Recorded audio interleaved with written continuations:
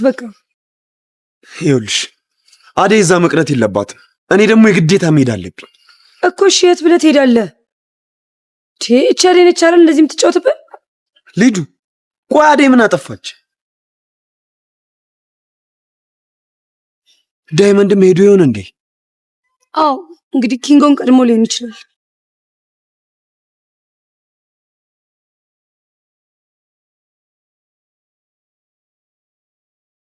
አንተ ደደብ ምን አባት ሆነ ነው ስልክ ማታነሳው?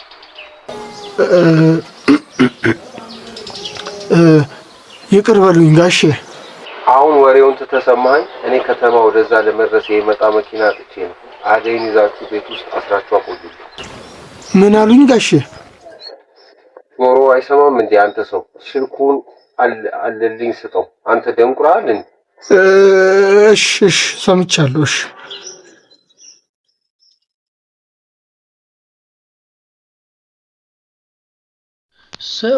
ሰዎች እንዴት ናችሁ? አደይ ድራማ ላይ ምንድነው የተፈጠረው? ምንድነው አሹ አናዟቸዋል። ነገር ግን አፍተሮል ሰውየው ደውሎለት አደይን አስራችሁ ቤት ውስጥ አስቀምጡልኝ ሲሏቸው ነበር። የአደይ አባት መሰለኝና ከአለልኝና ከከፈለኝ ጋር ከጫኔ ጋር ሆነ ጫኔ ነው አለልኝ እንደዛ ነገር ከነሱ ጋር ሆነ አደይን አስረ ቤት ውስጥ አስቀምጡልኝ እስኪመጣ ድረስ መኪና አጥቼ ነው ምናምን ብሎታልና አሹ ይህንን ነገር ያደርጓል? እስቲ ያደርጓል ወይ?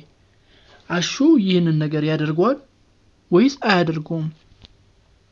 ብቻ ዛሬ በጣም ገራሚ ነው። የባርኮት እናት መታ ነበር በሚገርም ሁኔታ። ቤዛን እንግዲህ እንደ ሰራተኛ አርጋ ነው የወሰደችው። አደይ ነገረቻት ሰራተኛ እንደሆነች ነው። እናም በዚህ ምክንያት ያው ስታንገላታት ነበር። ቡና እንኳን ማፍራታችን ምግብ መስራታችን ምናምን እያለች በቃ የሌለ ሲሪየስ ሆናባታለች። ቤዛ ብድ ብላለች። ፍቅር ደግሞ ስትዝናና አባት ነበር። በጣም በሚገርም ሁኔታ የድራማው ነገር በጣም ተቀያይሯል። ከምር ተቀያይሯል ለመናገር ማለት ነው።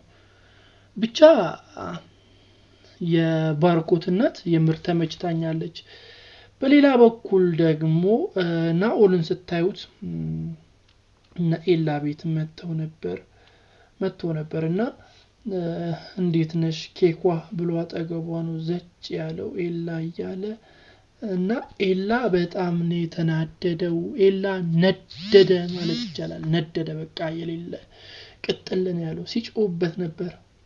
ተነሳው ውጣልኝ ከቤቴ፣ ካሁን በኋላ እዚህ ቤቴ ድረሽ እንዳትል፣ እሷ አጠግብም በፍጹም ላይ አልፈልግም ሲለው ነበር እና በጣም ነው እየተናደደው ማለት ነው።